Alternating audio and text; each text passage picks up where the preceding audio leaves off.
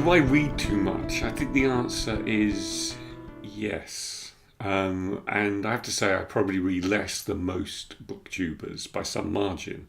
I imagine I'm in the bottom 25%. I'm not a particularly fast reader, and I have a lot of other calls on my time. But I read too much because I'm finding it really hard to read at the moment. There's almost a sense of no space in there. Words feel like concrete on the page, as though I can't lift them up, take them in, gather them up into me. Complicated syntax is almost a puzzle. Now, I'm saying it's because I read too much for two reasons, or maybe, and there's actually another reason I want to say I read too much, I'm going to get to in a second.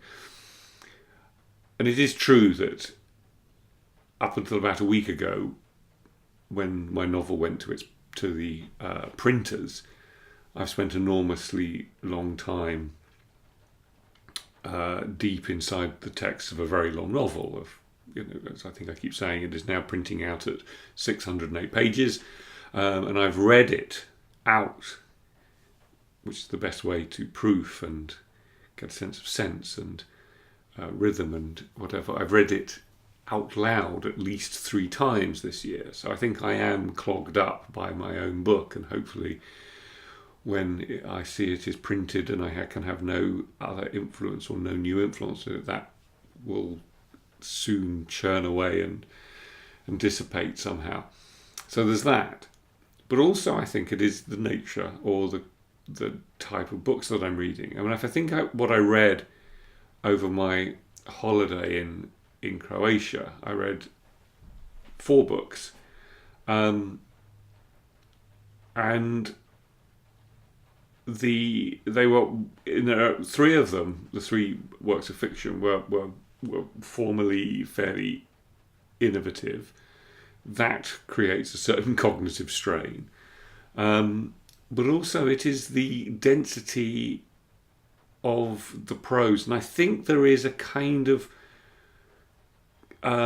direct, sort of proportionally direct comparison, if that makes any sense, between the kind of cognitive input of the writer to the cognitive, or the cognitive output of the writer to the cognitive input of the reader. So I read, when I did my books about God and theology, the brilliant booktuber 7 Days at Sea recommended this, William H. Gass, Omen Setter's Luck, which is a masterpiece. I'm not entirely sure I'm going to read it again, but it is a masterpiece. It is a work of an incredibly committed writer. And what's very interesting about it is that this is, someone mentioned that Omen Setter lost one draft of one of his books. So this is his first novel, and actually a late draft, it was stolen. He had to rewrite it again. And the afterward is very fascinating about this. What's interesting about this, quickly, before I get onto the sort of cognitive intensity, this is the anti-Gilead. Gilead by Marilyn Robinson, not the Gilead of the Handmaid's Tale. This is the Reverend Jethro Ferber in here could not be more different from John Ames.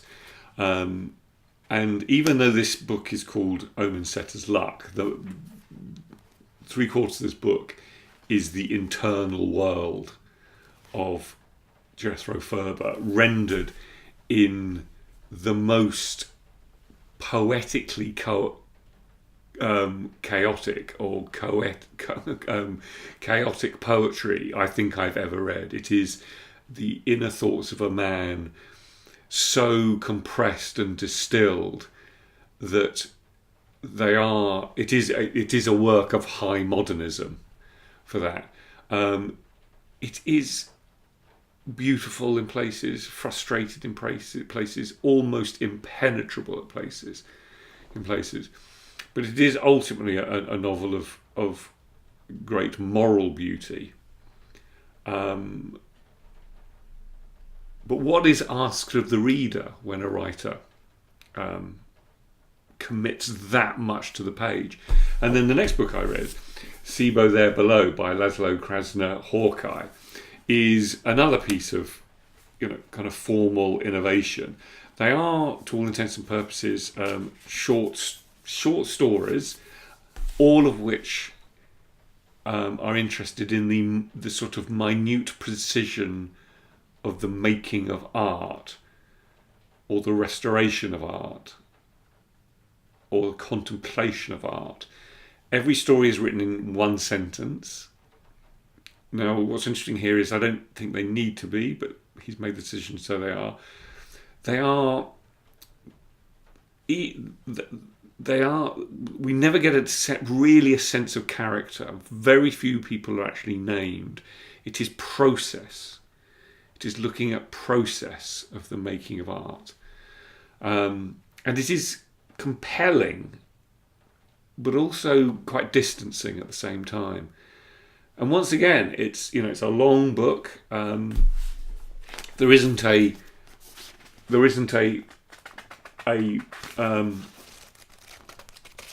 page of dialogue, so the text is dense and unremitting. And what does that demand of the reader? And the next book is a horse walks into it. There it is. 1 second.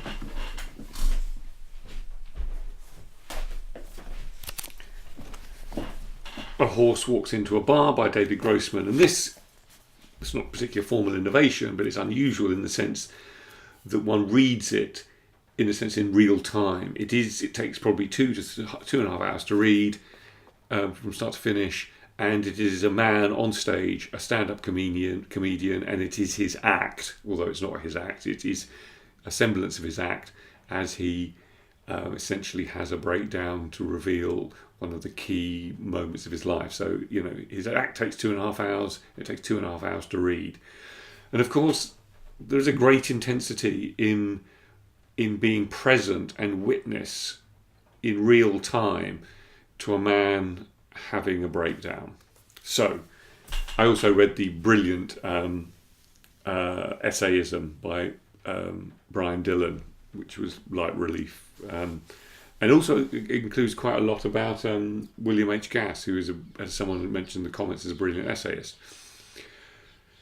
But the point is that reading on that level, when the writer is asking so much of the reader, is exhausting, and I actually feel quite exhausted, and I'm going to take a kind of reading vacation. I'm going to read some non-fiction.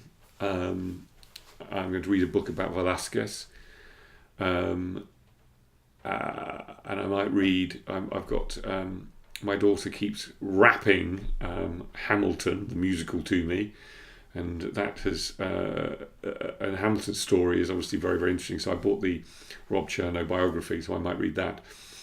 But I want to get to the other thing. So there's one thing that there's sort of cognitive overload in reading too much. And then there's the other thing, which I think is equally important, is if one is reading at quite a high level of kind of literary excellence all the time, does that somehow become the average? And if it becomes the average, where do we go to be shocked by brilliance and excellence? We can't continuously be shocked by brilliance and excellence if that's what we're already reading. Now, I have a good friend, an old friend, my oldest friend. He did English at Oxford. He's barely read a book since. He's barely read a work of fiction since. He will read anything on Elvis and Bob Dylan. He will tend to dip into it, and he might read. I think he's read, Don Quixote. But most of the time, Oxford and an English literature degree, especially at the time he did it, where there was a sort of kind of postmodernist infection. They destroyed his love of reading. Now, probably once every 2 years, I buy him a book for his birthday. Probably like every year, actually. And he doesn't read all of them, but sometimes he does. They often make him tearful because he's never exposed to the emotional intensity of fiction.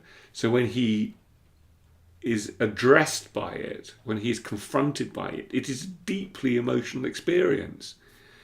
He couldn't bear to carry on reading Gilead for various contextual reasons in his own life.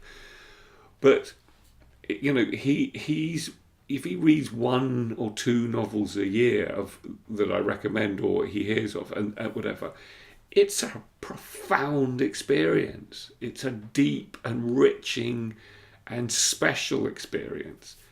Whereas I'm doing this weekly, and I think there's a problem there. I think I'm not getting enough out of the books I'm reading. It's almost disrespectful to the other writers that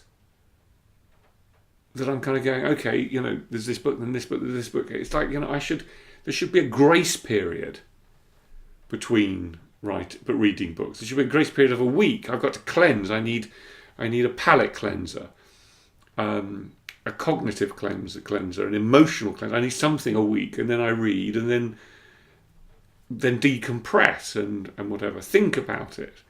But I don't. I just put one down, pick one up. And I'm not going to do that anymore. I'm going to think more sensitively about the books I'm about to read and what they ask of me. And I'm going to behave accordingly. So, that's it. Oh, I'll just go one more thing, just if anyone's still around. I was watching Caleb, who's one of my favourite booktubers at the moment, who was reading both Thomas Mann's great masterpiece, Joseph's Brother, and the art critic and novelist John Berger. Now there's definite cognitive overload, but it may be that one can do it younger, in the sense that your brain is not also filled with almost 52 years of detritus, and there's a bit more space in there to process these things. But I just wanted to say, Caleb, I think you're setting the bar nicely high for booktubers with Thomas Mann and John Berger in one video, and I commend you, and I commend other people to watch and listen to Caleb. But don't back like Caleb, because we can't see your face. That's it. Bye bye.